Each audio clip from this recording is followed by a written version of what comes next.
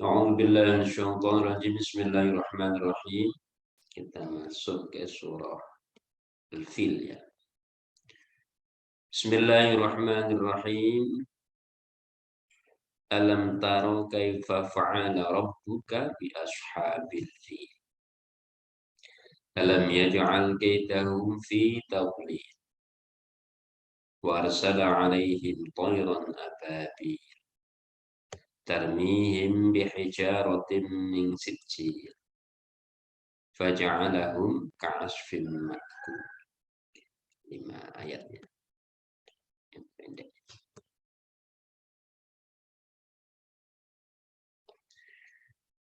Yang dimaksud dengan tentara gajah dalam surat ini adalah tentara pimpinan Abraha dari Habasyah atau Ethiopia menuju Mekah yang bertujuan menghancurkan Ka'bah yang dinilai sebagai unsur utama yang menjadikan Mekah aman dan makmur.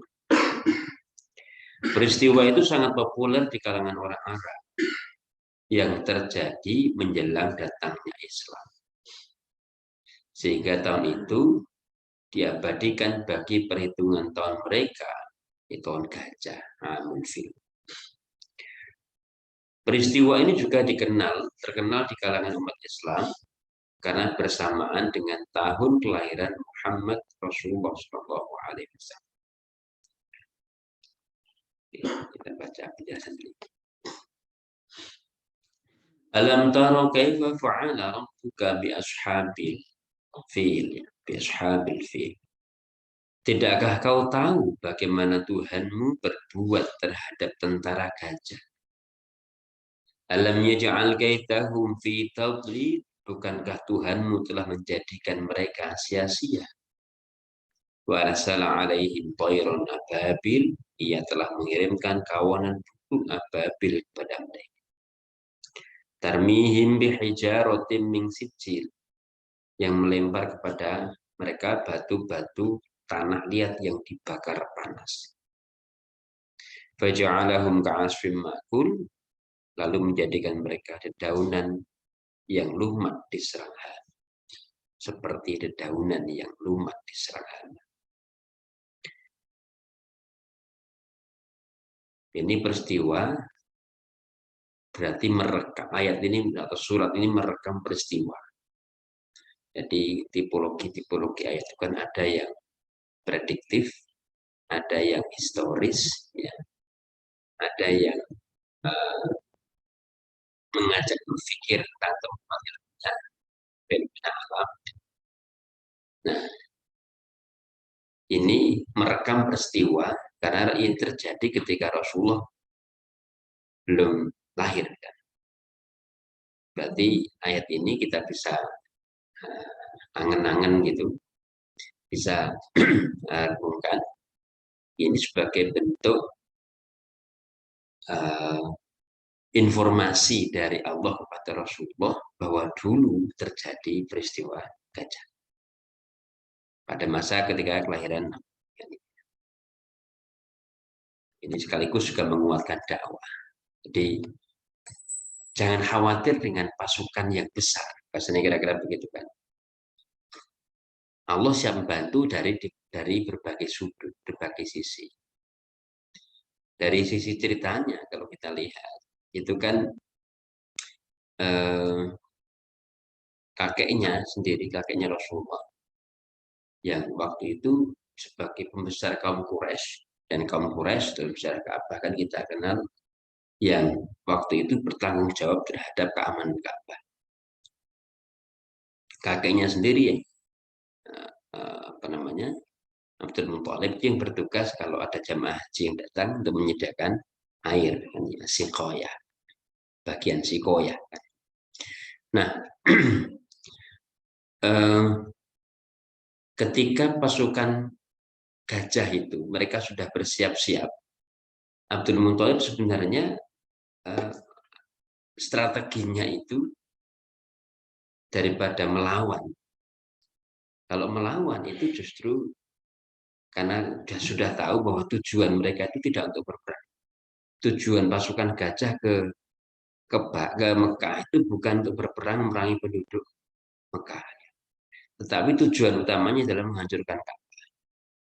Kalau dilawan, itu nanti akan, selain bahwa orang-orang Mekah itu tidak banyak yang memiliki keterampilan berperang, karena di situ kan berat mayoritas pedagang, tidak memiliki pasukan sekuat pasukan gajah itu. Itu pasukan yang sangat kuat sekali.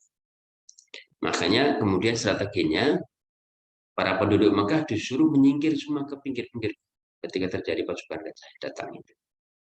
Dan Abdul Muthalib yang berkeyakinan bahwa saya serahkan rumah ini kepada Allah. Karena rumah ini punya Allah, pasti nanti akan dijaga oleh Allah. Dan kira-kira begitu. Dan rupanya betul. Keputusan Abdul Muthalib untuk tidak melakukan perlawanan, itu betul. Nah, diserahkan saja itu. Kalau apa yang terjadi, terjadilah. Dan Allah yang akhirnya menyelamatkan Ka'bah itu.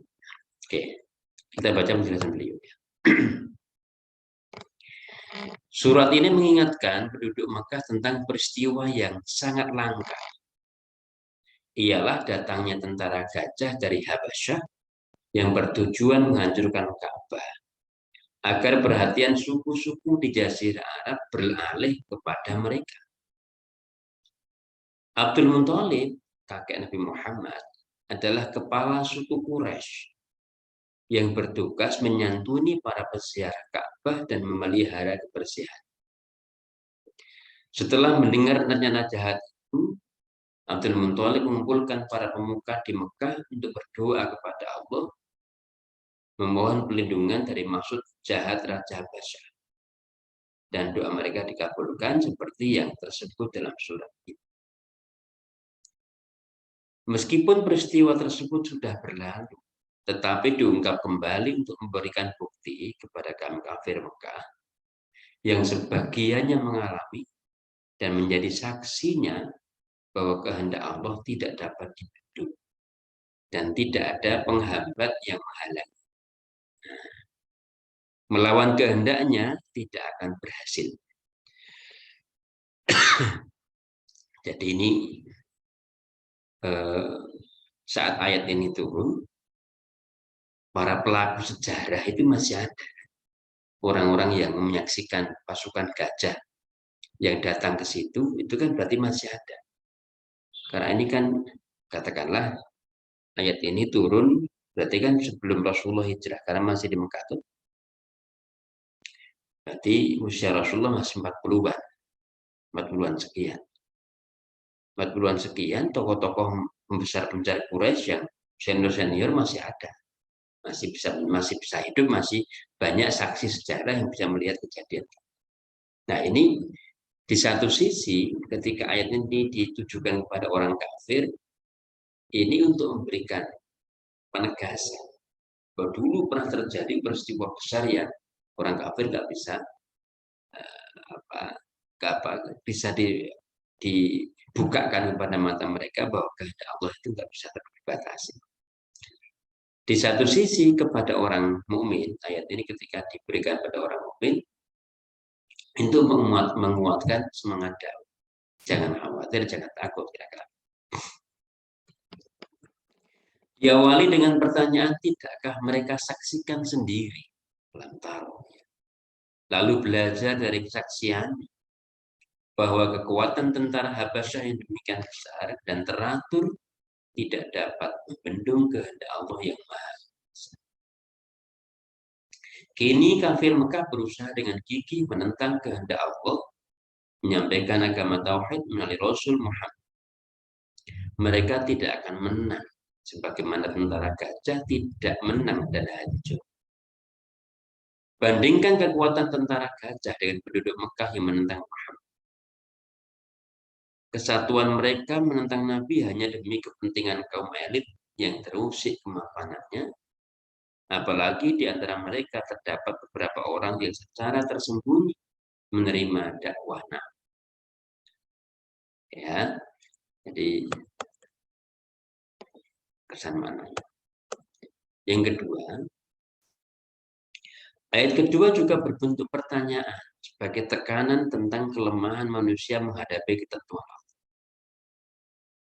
rekayasa para penyerbu Ka'bah mandul, bahkan mereka hancur tiada tersisa.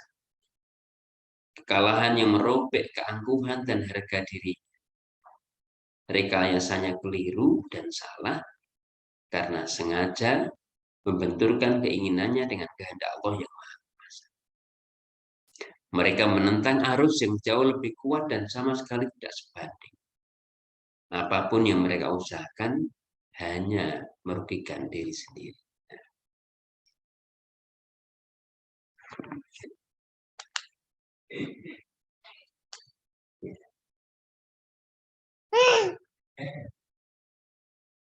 Membawa kembali ingatan kafir Mekah ke peristiwa ini agar sadar bahwa mereka akan dikecewakan dan menanggung malu.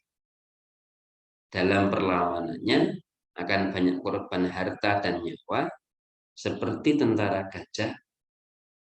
Kesombongan dan keangkuhan akan tercemar seperti tentara gajah. Ya, saya kira. Semua itu bisa dihindari dengan membuka hati lebar-lebar, menghilangkan kesombongan dan ketergantungan pada kemewahan dan kedudukan yang kini dinikmati. Lalu diganti dengan menyambung tali keluarga yang retak karena permusuhan mereka. Menerima risalah Muhammad berarti menerima kembali agama Ibrahim, leluhurnya yang dikagumi dan dihormati. Jadi mereka itu masih sangat menghormati Nabi Ibrahim. Jadi kalau disambungkan kepada Nabi Ibrahim itu masih. Maka sholawat kan juga ada sholawat Ibrahimiyah yang sambung kepada mereka. Artinya ketika orang-orang Mekah itu mau menerima Nabi Muhammad, ajaran Nabi Muhammad, itu sambungannya kepada Nabi Ibrahim itu sangat punya alasan. Mereka juga masih sangat menghormati Nabi Ibrahim. Bukankah Muhammad saudaranya sendiri yang pernah dipercayai? Bukankah Abdul Muthalib kakek Muhammad yang dengan doanya berhasil mengusir tentara gajah dan selamatlah Ka'bah dan penduduk Mekah? Jadi mereka mencoba untuk dibukakan matanya jasa dari Abdul Muthalib kepada mereka yang eh,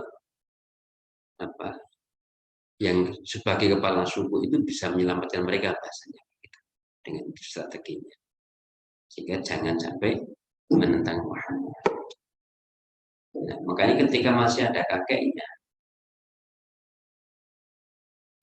masih sangat disegani kan, begitu kakeknya meninggal, pamannya meninggal, begitu meninggal semakin menjadi orang kafir. Oke, saya kira itu dulu sekalian yang kita baca lah.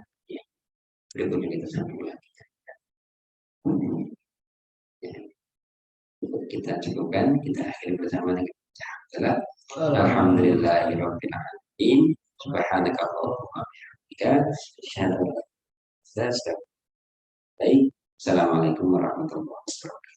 Waalaikumsalam.